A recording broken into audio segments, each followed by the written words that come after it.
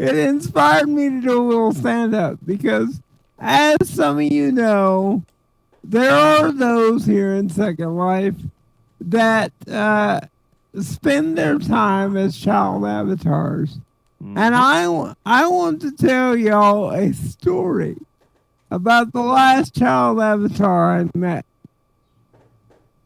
The last child avatar I met was the quote-unquote grandchild of a woman that I was trying to get to take her clothes off. Oh, And in the process of this, she takes me over to meet her Second Life son and this grandchild. Well, I've been in Second Life a long time, and so I learned a long time ago that the guy running the kid avatar is not actually a kid. And I'm kind of a jerk, so I've just gotten to the point in Second Life that I don't play along with these people. Like the kid's talking to me, and he's talking to me in baby talk, which drives me insane. But you've seen these people that actually chat in baby talk, okay? Drives me nuts. And so I just start messing with the kid. And like I'm talking to him, and I'm like, okay, so when's the last time you saw Grandma in a bikini? Because I'm looking forward to that. And just, I kept this going for like 5 or 10 minutes, just messing with this person using this child avatar. And I'm not going to tell you how the conversation ended, but the last word in the conversation was off. So that, ladies and gentlemen, was proof that was not a kid running that avatar. It was little Johnny. It could have been little Johnny. It could have been little Johnny. But what drives me crazy about Second Life, if I have any trouble in Second Life, it's the exploitation of child avatars. I actually, when I was here, the first couple of years, I went exploring. I went everywhere, and I found a sim that was like a 50s sim. There are several of those, and while I was at the 50s sim, I saw several milk cartons with different pictures on them that said, "Have you seen this kid?" I've seen that. Right? I've seen that.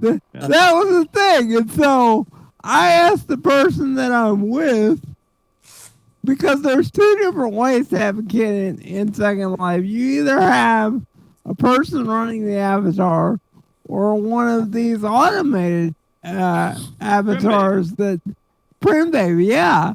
And so I had seen the Prim Baby, and at this point I had not seen the weird person running the child avatar. And so I asked the person that I'm with after I saw this milk carton. I said, "For crying out loud, that's the dumbest thing I've ever seen. Don't they realize if they've lost it, it's in their lost and found?" like that's the entire point of lost and found. And when I started doing comedy here in Second Life, Thinker actually saw me doing comedy like 7 nights a week at a comedy club. And he had fear that I was going to lose my voice and not be able to speak for the next 30 years of my life. And so he said, come with me and work less, right? But my main bit when I started in Second Life was getting up and screaming at the top of my lungs, "It's not real!" And that was the thing. It's not real. I spent the next 20 or 30 minutes explaining to people how Second Life is not real and how dumb can you possibly be to come into Second Life and go to the doctor. That's the thing you can do, and pay some guy 5,000 lindens to tell you what's wrong with you.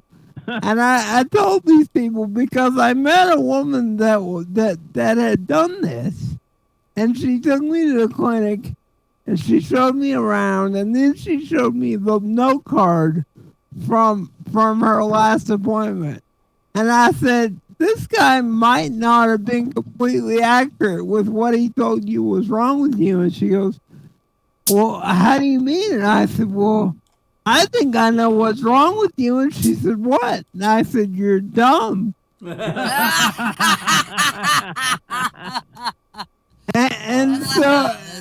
so the funniest thing when I did this It's Not Real bit, literally, I'll go on for like a half hour of the different reasons it's not real. And I would get to the end of it. And there was always one person in every crowd, and it was usually a woman, that would scream out in voice, it's real to me! and my response was always, you probably need to go get some psychological help. Either that or have less drugs. I'm just saying. I didn't really understand it, but I did learn back in my days of doing stand-up comedy on a regular basis that there are worse things in Second Life than a bad stand-up comic. Oh, yeah. You want to know? You want to know what's worse in Second Life than a bad stand-up comic? What? A bad singer at karaoke. Oh, Lord. Oh, my God. I got cussed out for tipping a guy, and I've tipped him because I felt sorry for him, but it made him keep singing, and everybody at the place was cussing me out for tipping him, keeping him singing.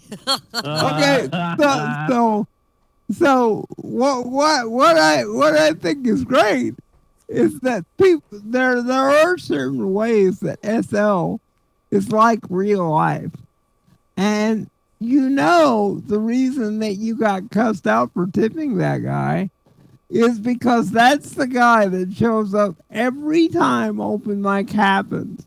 And he does like 3 songs, and the reason that he keeps showing up is because all the people in Second Life are politically correct, and they may be wearing a diaper and have a ball gag in their mouth, but they're not going to tell the guy that he sucks. You